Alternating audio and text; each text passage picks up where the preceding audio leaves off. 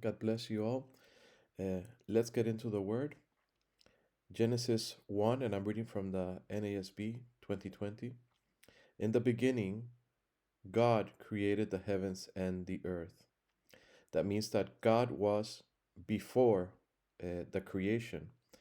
The heavens is, of course, a spiritual realm, and the earth is the physical realm that we know. So God created them, and He has to be above and outside these realms that He creates. And the earth was formless and desolate and empty, and darkness was over the surface of the deep, and the Spirit of God was hovering over the surface of the waters. In the Bible, when we read about waters, it means multitude of people, or it also means disorder. And so sometimes waters can be the unbelieving people because there is disorder in their lives. And you have heard the phrase saying a notion of people. Well, that's what waters is. So there was the earth was formless and there was disorder. And so if we continue reading on, we will see that God starts creating order. Then God said, "Let there be light." And there was light. And God saw the light was good.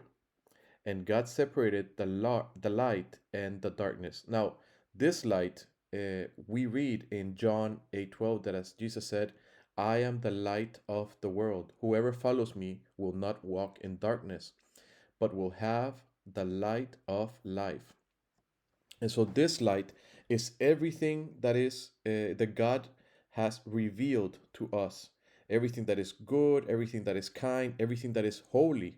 And so God, in his separation from the darkness, is extremely separated from the darkness to the third degree.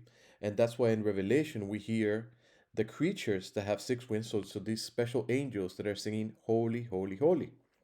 And this means that God is extremely separated from this darkness. What is the darkness? Darkness, everything that is immoral, everything that is bad, everything that has no life, that is dead. So God has decided that He will separate this light and this darkness, and this light is the revelation of God or the image of this God. And so the darkness and the light are separated. And God called the light day, and the darkness He called night. And there was the evening and the morning of the first day. Then God said, "Let there be an expanse in the midst of the waters, and let it separate the waters from the waters." God made the expanse and separated the waters that were from below, and the expanse from the waters that were above the expanse. And it was so. God called the expanse heaven, and there was the evening, and there was the morning of second day. Then God said, "Let the waters below and the heavens be gathered unto one place, and let the dry land appear." And it was so. And God called the dry land earth, and gather of the waters He called the seas. And God saw that it was good.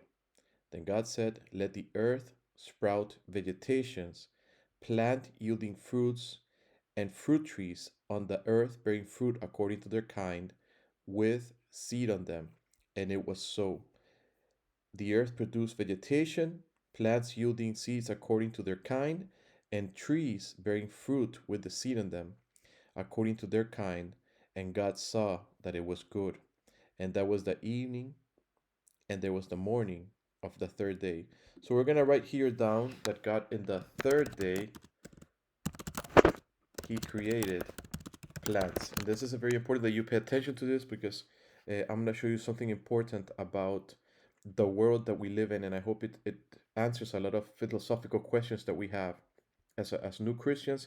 When we become Christian, our family might question us, why do we believe this, and what are the explanations about God's character?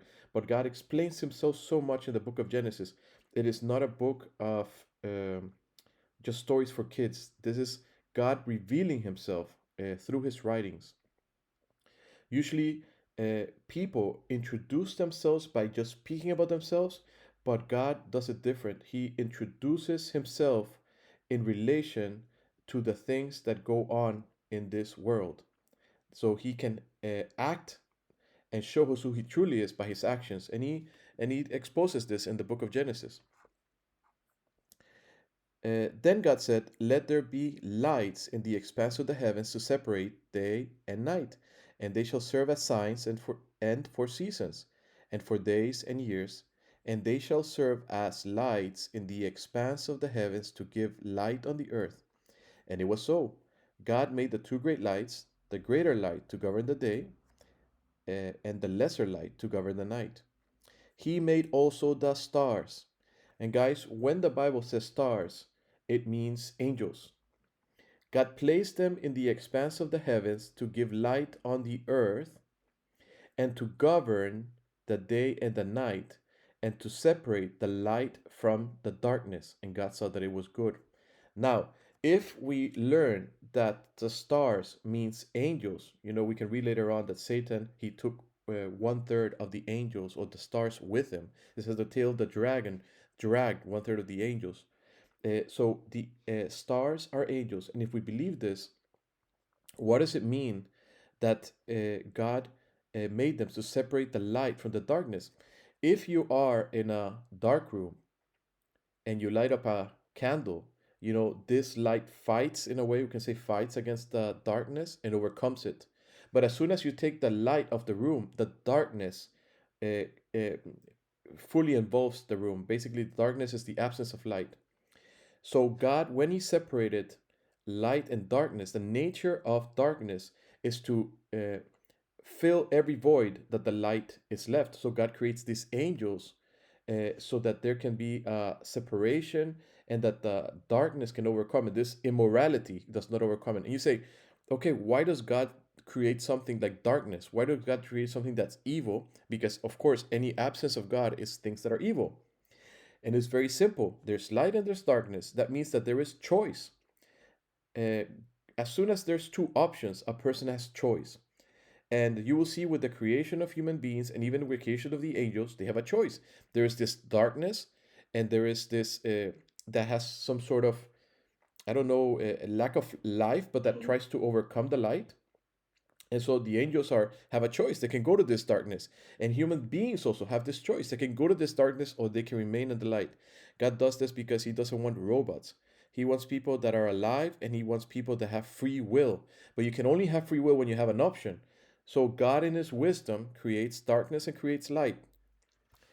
Okay, let's go to the next verse, 19. And there was evening and there was morning of the fourth day. Then God said, "Let the waters teem with swarms of living creatures, and let birds fly above the earth." So we're gonna write here fish and then birds, because the swarms of living creatures on the waters, they are fish, and then the birds are, of course, birds, and the open expanse of the heavens. And God created the great sea creatures and every living creature that moves, with which the waters swarm, according to their kind, and every winged bird according to its kind. And God saw that it was good. God blessed them, saying, "Be fruitful and multiply, and fill the waters in the seas, and let the birds multiply on the earth." And that was the evening and the morning of the fifth day. So we see here a pattern where everything God is creating is good. People ask, why did God create evil? Or why is the world evil? Well, God created the world under His light, and everything that He created in the world is actually good. But humans have decided to follow evil, and we will read later on how this happened when we read about Adam and Eve. So we have written here that He created plants, He created fish and birds, and then let's go here, number 24. Then God said, "Let the earth produce living creatures according to their kind, livestock and crawling things and animals of the earth according to their kind." So then God creates animals on the land, and the livestock according to their kind, everything that crawls on the ground according to their kind. And God saw that it was good. Number 26. Then God said, "Let us make mankind in our image, according to our likeness." So God creates mankind according to His image. You are made in the image of God and according to the likeness of God. So you have creativity that comes from God. You have life that comes from God. You exist, you think, that comes from God. And he says, let them rule over the fish and over the sea and over the birds in the sky and over the livestock and over all the earth and over every crawling thing that crawls on the earth. So God created man in his own image. In the image of God, he created him. Male and female, he created them. God blessed them, and God said to them, be fruitful and multiply, and fill the earth and subdue it, and rule over the fish of the sea and over the birds in the sky, and over every living thing that moves on the earth. So God then creates human beings, and he gives them authority to rule the earth. Okay? So God gives, he says, God does something very beautiful. He creates man in his image. He has empowered them with free will. There's also options. There's darkness and there's light. But he blesses them, and everything that God has put on this earth is good, including the humans. And he says, behold, number 29, I have given you every plant, every seed that is on the surface of the earth, and every tree which has fruit yielding seed, it shall be for you for food, and every animal of the earth, and every bird of the sky, and everything that moves on the earth, which has life, I have given every plant for food. And it was so. And God saw all that he had made, and behold, it was very good. And there was the evening, and there was the morning of the sixth day. And then we know that on the seventh day, God rested.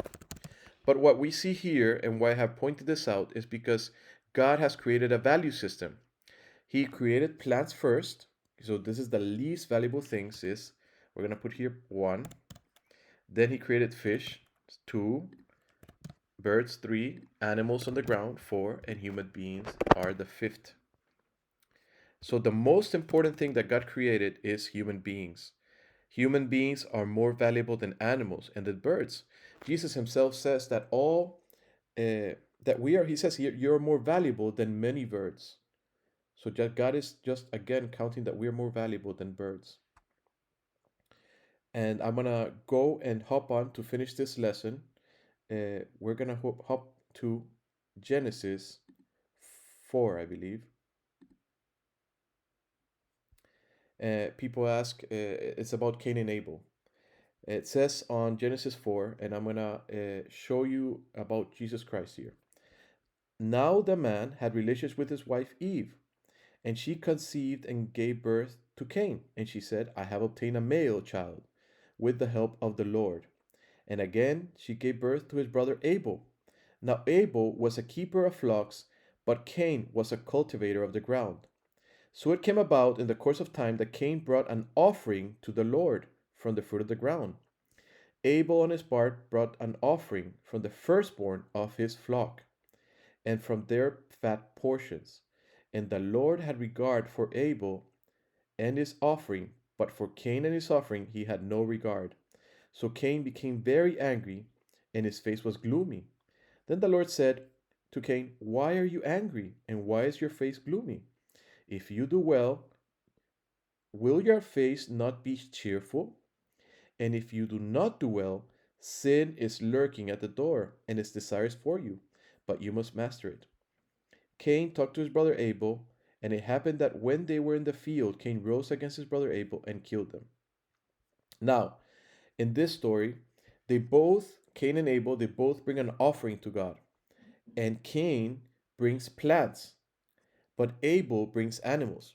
And if you see here, plants are the things of least value in the order of creation of God, and animals are the things of the highest value after humans. So that is why God accepted the sacrifice of Abel and not of Cain. We're going to continue on the next lesson. We're going to continue on Genesis 2 about the creation of man and woman, and 3 the fall of mankind. So I hope that you listen to the next video.